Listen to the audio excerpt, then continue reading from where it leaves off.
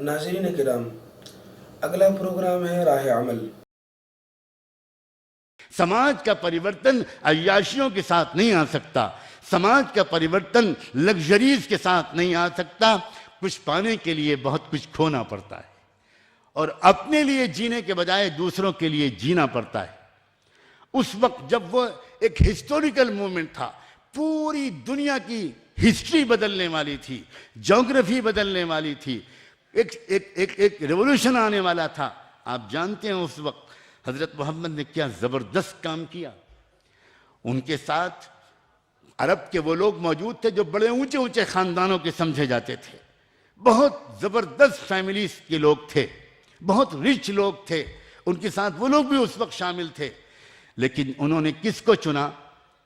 एक दलित समझे जाने वाले गुलामों के दबे कुचले तबके के एक ब्लैक नेग्रो बाशिंदे जिनका नाम बिलाल था। वो अरबी नहीं थे, वो फारसी नहीं थे, वो बहुत ही दबे कुचले तबके के इंसान था। उस काले रंग के, सांवले रंग के इंसान को, जिसने बरसों गुलामी की थी, जिसको जमीन पर सच्चाई की कबूलियत की वजह से घसीटा जाता था, जिसके सीने पर भारी चट्टान रखी जाती थी, जिसको टॉर्चर किया जाता था, आज वक्त आया है आज़ादी का। तो हज़रत मोहम्मद ने उस दलित गुलाम से कहा, मेरे कंधे के ऊपर सवार हो और मेरे कंधे के ऊपर खड़े होकर काबे की छत पर खड़े हो और वहां जाकर अजान दो, अल्लाहु अकबर अल्लाहु अकबर अल्लाहु अकबर अल्लाहु अकबर। हजरत मोहम्मद ने अपनी जय का नारा नहीं लगवाया। हजरत मोहम्मद इसलिए नहीं आए थे कि वो ये कहें कि तुम इनकी जय के बजाय मेरी जय पुकारो और इनकी गुलामी के बजाय मेरे गुलाम बन जाओ। नहीं, न तुम उनके गुलाम रहो न मेरे गुलाम बनो, हम और तुम सब मिलकर इस मालिक के गुलाम बने। उस गुलाम को वो थर्रा के रसूल हैं, आप मेरे गुरु हैं, आप मेरे टीचर हैं, आप मेरे मुअल्लिम हैं और मैं आपके कंधे पर पैर रखूं? बिलाल, मेरी बात मानो, मेरे कंधों पर दोनों पैर रखो और ऊपर चढ़ जाओ। काहे के ऊपर चढ़ जाओ?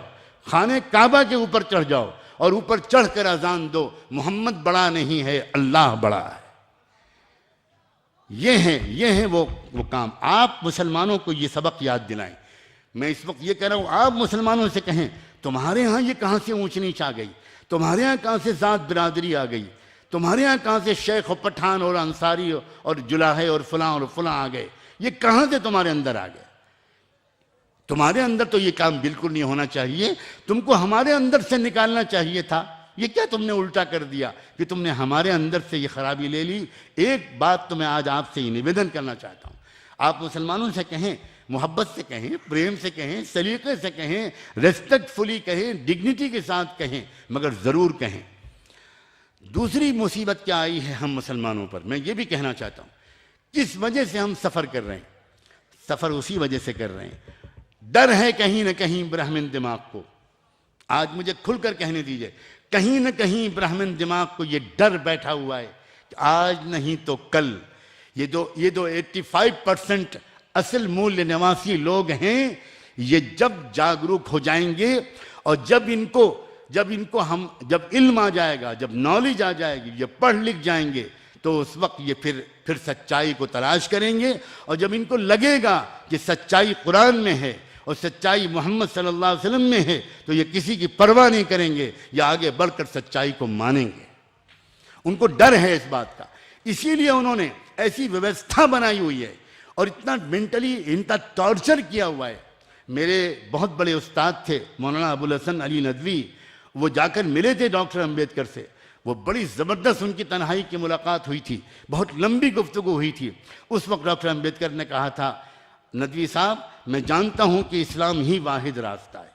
लिखा है अबुल हसन अली नदवी साहब ने ऑटोबायोग्राफी में, मैं जानता हूं कि इस्लाम वाहिद रास्ता है, लेकिन मैं अभी ये हिम्मत नहीं जुटा सकता कि मैं अपनी कौम से ये कहूं कि तुम इस सच्चाई को कबूल करो।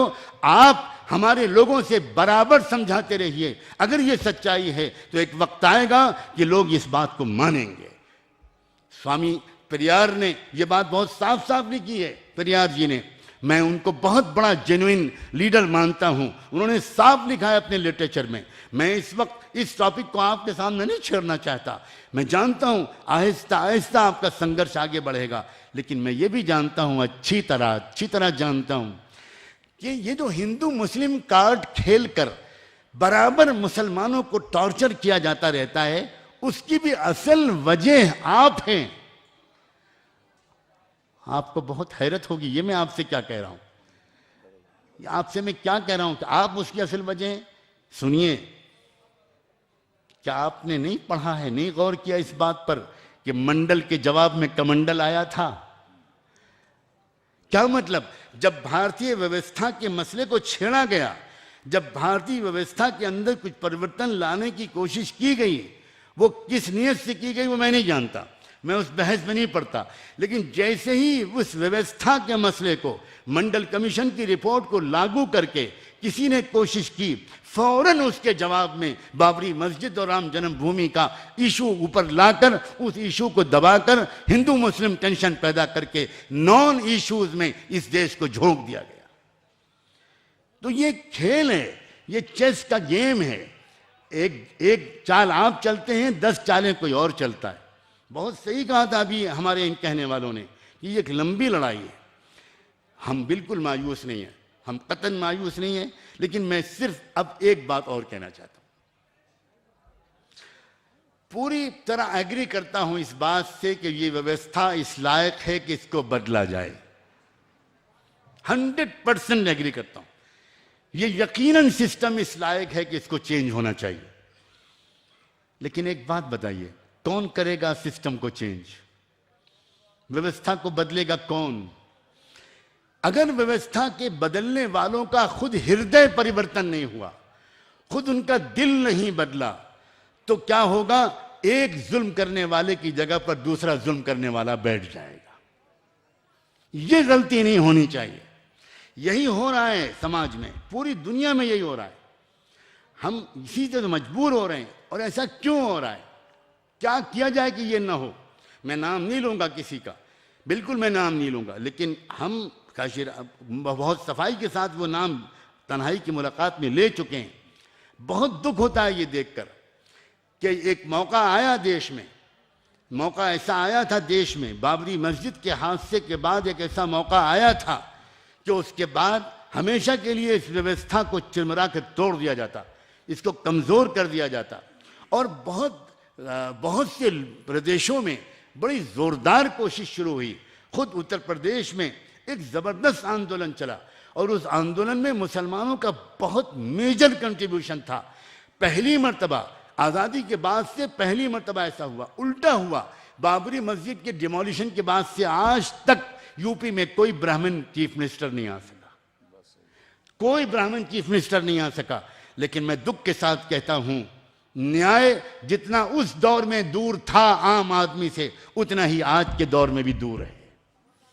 ये क्या प्रॉब्लम है? ये क्या मसला है? सारा जोर लगाकर जनता ने बदला, आपकी बातों पर यकीन किया, आपकी बातों पर उसने आस्था की, उसने कहा कि हाँ अब इनको हटाओ, ये लोग बहुत एक्सप्लॉयटेशन वाले लोग हैं, अब इनकी जगह पर पिछड़े हुए लोगों को लाओ, दबे कुचले लोगों को लाओ। जान माल खर्च करके, अपनी जान लगाकर लोगों ने वो परिवर्तन लाए। लेकिन मैं अब कहां तक वो दुख की दास्तान बनाऊं, सुनाऊं कि उस परिवर्तन के लाने के बाद अब मुसलमानों को एहसास होने लगा और आम लोगों को एहसास होने लगा इनसे अच्छे तो वही लोग थे। ये जो मसला है, ये क्या बात है, क्यों है ये इसलिए है कि अगर हमने रिप्लेस किया एक जुल्म करने वाले की जगह पर दूसरा जुल्म करने वाला, इससे मसला हल नहीं होगा। इसलिए मसला बिल्कुल नहीं होगा। ये तो ऑलरेडी दुनिया में चला आ रहा है। अमेरिका की पब्लिक जब बहुत नाराज हो जाती है रिपब्लिकन से तो डेमोक्रेट्स को ले आती है, और जब डेमोक्रेट्स से नाराज हो जाती है तो रिपब्लिकन को ले आती है। यूके की पब्लिक जब लेबर से नायूस हो जाती है तो कंजर्वेटिव को ले आती है, जब कंजर्वेटिव से नाराज हो जाती है तो लेबर को ले आती है, और रिजल्ट सेम रहता है, रिजल्ट बिल्कुल सेम रहता है। अब भारत के मूल निवासियों को कहीं ये धोखा खाने का मौका मत दीजिएगा कि हम ब्राह्मणों को हटाकर अपनी जान को खतरे में डालकर रिस्क लेकर सब कुछ करके हमने आप मूल निवासियों को ऊपर हम ले आए और आपने तो उनसे भी बड़ा जुल्म करना शुरू कर दिया। ये है बात जो मैं कहना चाहता हूं। और ये हो सकता है, क्यों, ये कब मुमकिन है? जब तक हम ऐसे कैरेक्टर के लोग तैयार ना कर लें। अभी तो आपने जो बात कही थी, मैं आपका नाम नहीं जानता, यूके से जो तशरीफ लाए हैं, उन्होंने एक बहुत प्यारी बात की, डॉक्टर रतन सिंह ने। उन्होंने कहा हमको रिप्लेस करने वाली एक मशीनरी तैयार करनी चाहिए। बिल्कुल सही बात है। रिप्लेस करने वाले हमें ऐसे प्रोफेशनल्स तैयार करने होंगे जो वैल्यूज पर यकीन रखते हो, जो कभी कंप्रोमाइज न करते हो, जो सेक्रीफाइस करने के लिए तय होते हो। याद रखिए, इंसान को दुनिया आराम पसंद है। कोई दुनिया में इंसान ऐसा नहीं है जिसको आराम पसंद ना हो। कोई दुनिया में इंसान ऐसा नहीं है कि जिसको अच्छा मकान, अच्छी सवारी, अच्छे गाड़ी और अच्छा लग्जरियस लाइफ स्टाइल पसंद ना हो। हर इंसान को पसंद है, मुझको भी पसंद है और आपको भी पसंद है। इसीलिए उस मालिक ने इंसानों को यह समझा रखा कि लोगों, याद रखना, ये दुनिया संघर्ष की जगह पर है, संघर्ष की जगह है।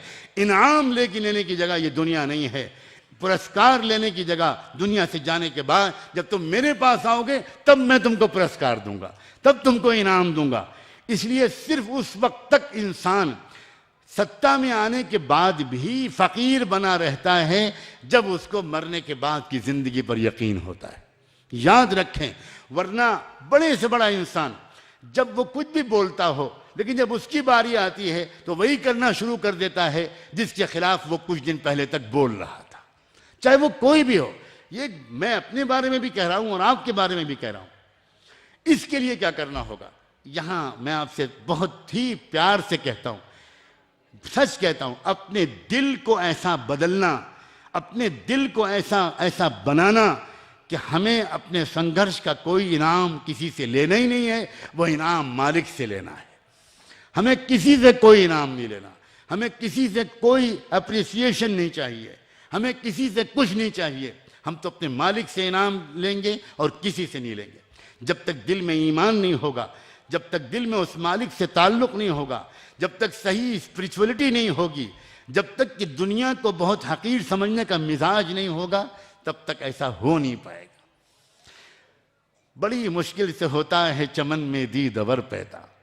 बड़ी मुश्किल से ये इंसान का दिल इस काबिल बनता है। अगर आपके इस संघर्ष के साथ, अगर आपके इस मिशन के साथ दिल की पाकी का मिशन भी जुड़ जाए तो मैं आपको यकीन दिलाता हूं बहुत जल्द समाज के अंदर परिवर्तन आएगा। ये हमारा काम है। मैं जानता हूं ये मेरा फर्ज है।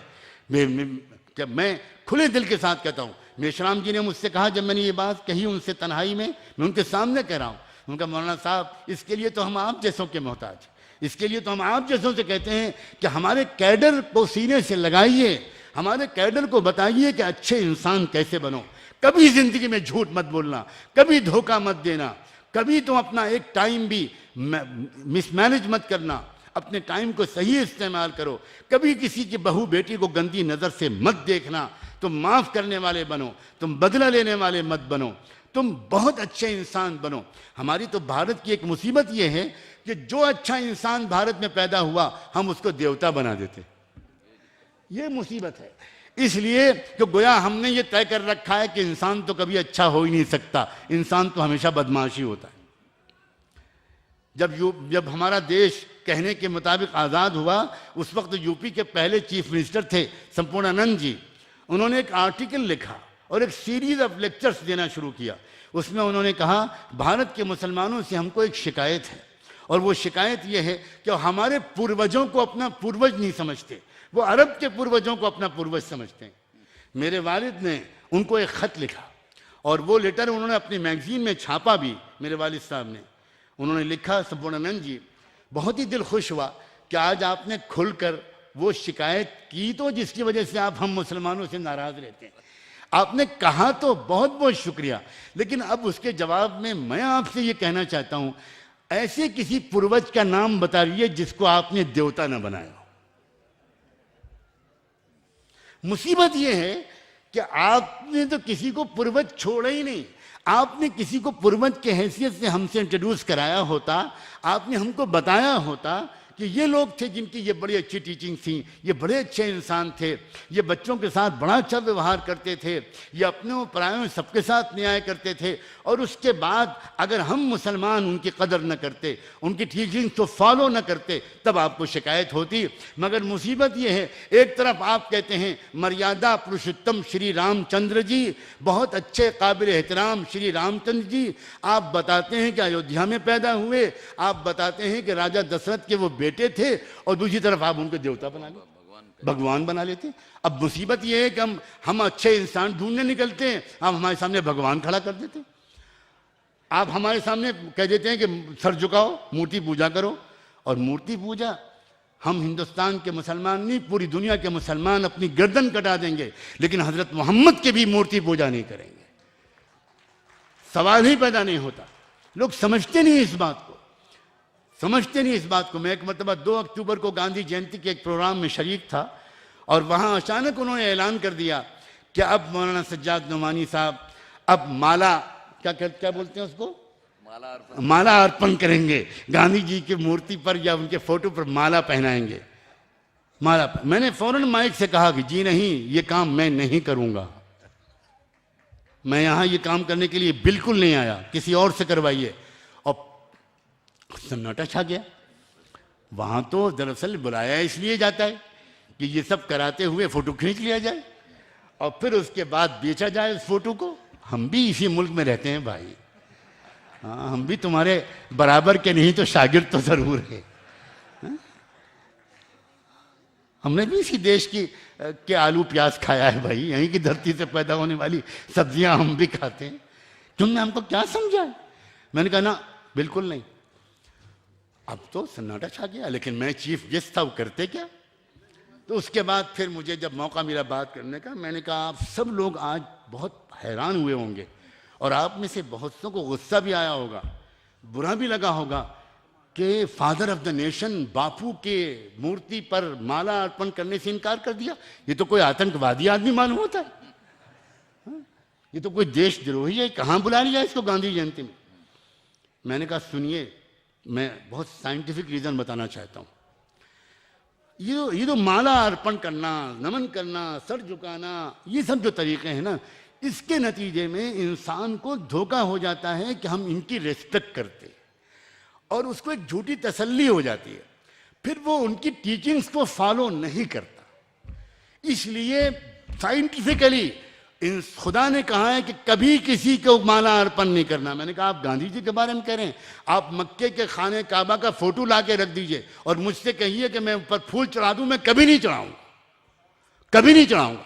इसलिए कि मैं काबे को खुदा का घर मानता हूं, खुदा नहीं मानता, खुदा बिल्कुल नहीं मानता, हरगिज नहीं। आप अगर मदीने की मस्जिद नबी का गुम्बद खजरा ला कर रख दीजिए और मुझसे कहिए कि उस पर फूल चढ़ाऊं, मैं कभी नहीं चढ़ाऊंगा।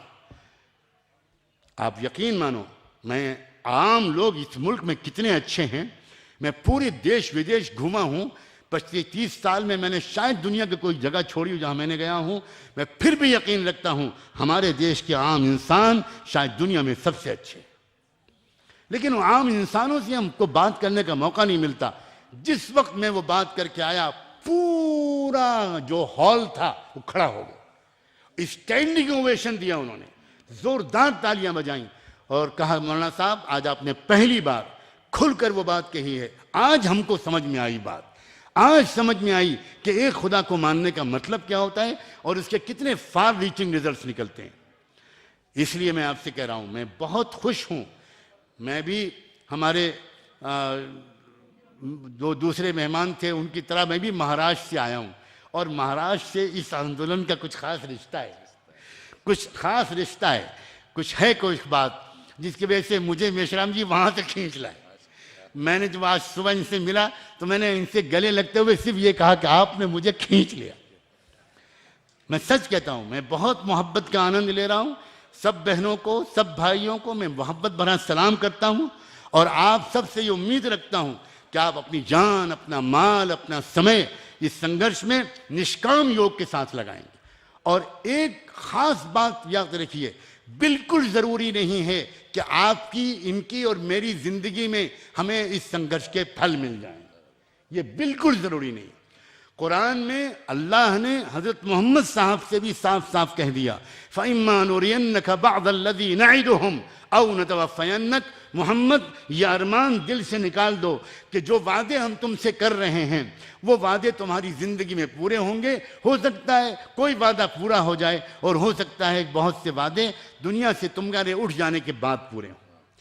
अक्सर इंसान जो शॉर्टकट इख्तियार करता है वो इसीलिए करता है कि वो चाहता है कि भाई अब तो मैं 60 साल का हो गया, अभी तक तो लाल बत्ती मिली नहीं, फिर कब मिलेगी। हाँ, वो सोचता है यार मरने से पहले एक बार तो लाल बत्ती मिल जाए, बच्चों को क्या मुंह दिखाऊंगा। और तब वो शॉर्टकट इख्तियार करता है, और जब वो शॉर्टकट इख्तियार करता है तो फिर वो कट शॉर्ट हो जाता है। इन वेरी शॉर्ट, जो शॉर्टकट इख्तियार करेगा वो कट शॉर्ट होगा। कितनी मरतबा ये आंदोलन चला, मैं फिर कहता हूं, मैं नाम नहीं लूंगा, मैं इस आंदोलन को बचपन से पढ़ता हूं, मैंने इसका पूरा लिटरेचर पढ़ा हुआ है, मैं पेरियार की किताबों को बचपन से पढ़ता चला आ रहा हूं, मैं ज्योतिबा फुले की आर्टिकल्स को पढ़ता रहा हूं। काशीराम ने जिस वक्त बाम सेफ शुरू की थी, काशीराम जी उस वक्त मेरे बड़े भाई और मेरे पास मुझसे मिलने आते थे। वो काशीराम जिनके पास लखनऊ में सवार होने के लिए साइकिल रिक्शे के सिवा कुछ नहीं था, वो काशीराम मेरे पास आते थे और हम लोगों से उनकी बहुत बातें होती थी और हम उनसे बराबर ये कहते थे, हमको ये इत्मीनान दिलाइए कि कल को जब आपके हाथ में सत्ता आएगी तो आप वो नहीं करेंगे जो ये कर रहे हैं। यही मैंने बेशराम जी से पहली मुलाकात में कहा था। मैंने कहा था जो चीज़ हम जैसे लोगों को रोकती है, वरना खुदा क्या कसम है, खुदा का करम है, मैं अपनी तारीफ नहीं करता, अपने मालिक की तारीफ करता हूँ, ऐसी ताकत अल्लाह ने हमको दी है। हम जिस टफ रेजिस्टेंस के साथ इस मुल्क में जी रहे हैं, जितने सख्त मुकाबलों के साथ जी रहे हैं और अपनी पूरी शरीयत और सुन्नत की हिफाजत के साथ जी रहे हैं, हम किसी एक मसले में कंप्रोमाइज करने के लिए तैयार नहीं है।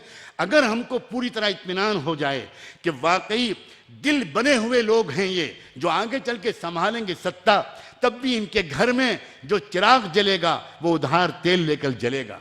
याद रहे, हजरत मोहम्मद साहब जिस दिन दुनिया से गए थे उस दिन उनके घर में जो चिराग जल रहा था वो तेल भी एक यहूदी के यहाँ से उधार मांग कर गया था।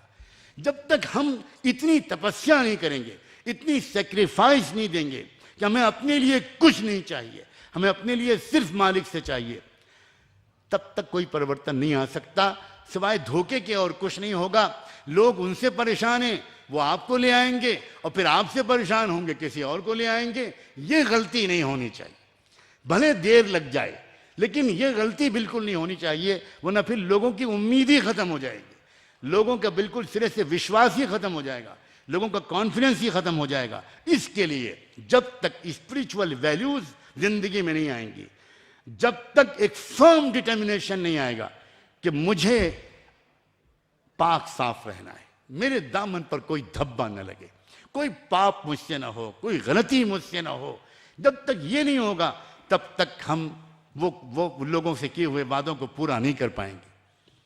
मैं उम्मीद करता हूं कि जो बिखरी बिखरी बातें अपने एक परिवार के साथ बैठ कर जैसे आदमी बातें करता है, जैसे अपने भाइयों और बहनों के साथ अपने बैठ के बातें करता है, मैंने इस तरह बातें की हैं। बातें मेरे दिल में बहुत हैं, बहुत हैं, बहुत हैं, लेकिन वो जब मुलाकातें आपसे होती रहेंगी तो फिर मैं अपने दिल की बातें कहता रहूँगा। मैं बहुत शुक्रगुजार हूँ, really I thank mister Besharam very much कि उन्होंने मुझे मजबूर कर दिया कि आना है, आना है, आना है, और मैं आकर खुश हूँ। मैं समझता हूँ कि मैंने किसी तरह अपना संदेश आप तक पहुँचाया है। मैं उस जज्बे की बहुत कदर करते हुए, आप सबका शुक्रिया अदा करते हुए आप सबसे इजाज़त लेता हूँ। बहुत बहुत शुक्रिया। मुहम्मदुन बसी हलीमा में तेरे मुक़द्दरात सदके तुम दिनी द झूला झूले दीवी हो से। सुभान अल्लाह की आवाज कोई नहीं आई। आप हजरात ही साथ देंगे इंशाल्लाह, सिलसिला चलता रहेगा। मैं तो थक पड़ा बेचारा। हलीमा में तेरे मुक़द्दरा तू सदके, तू मदनी द झूला झूले दीवी हो से। हलीमा में तेरे मुक़द्दरा तू सदके, तू मदनी द झूला झूले हो से। सोहणे दम खिड़ा नूरानी नूरानी, तू तकदी तरह ये चुम्मे दीवी हो से। सोहणे दम खिड़ा नूरानी नूरानी, तू तकदी तरह ये चुम्मे दीवी हो से। हलीमा में तेरे मुक़द्दरा तू सदके, तू मदनी द झूला झूले दीवी हो से। शफीक भाई ये शेर आपकी खिदमत में।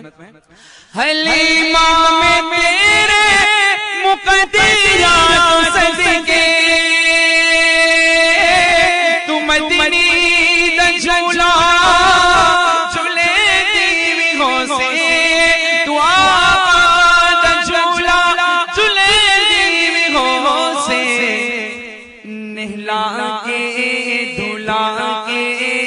कजला भी पाके, निहला के धुला के ते सुरमा भी पाके, तू थोड़ी नू फड़ के हंसे दीवी हो से। निहला के धुला के ते कजला भी पाके, तू थोड़ी नू फड़ के हंसे दीवी हो से। बुलंद आवाज से कह दे और बुलंद आवाज से कह दे। हलीमा में तेरे मुक़द्दरा तू सदके, तू मदनी द झूला झूले दीवी हो से। तू मुँह नेड़े करके तबो से दिखातिर, तू मुँह नेड़े करके तबो से दिखातिर, लबा विच लबानो मिले दीवी हो से। तू मुँह नेड़े करके तबो से दिखातिर, लबा विच लबानो मिले दीवी हो से। हलीमा में तेरे मुक़द्दरा तू सदके, तू मदनी द झूला झूले दीवी हो से। समझ आ रही है? चलाएं इसी को आगे।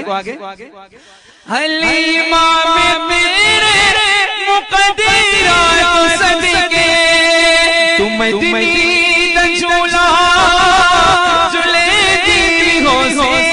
तू सोहणे झूला झूले दीवी हो से। तू उंगली न पाके तवेड़े दे अंदर, तू उंगली न पाके तवेड़े दे अंदर, खुदा दे सजन नो टोरे दीवी हो से। तू उंगली न पाके तवेड़े दे अंदर। बेड़ा किसको कहते हैं? सहन को। सहन को कहते हैं। ये नात भी और तर्जुमा भी साथ साथ चल रहा है। तू उंगली न पाके तवेड़े दे अंदर, खुदा दे सजन नो टोरे दीवी हो से। हलीमा में तेरे मुक़द्दरा तू सदके, तू मदनी द झूला झूले दीवी हो से। और बहुत प्यारा शेर।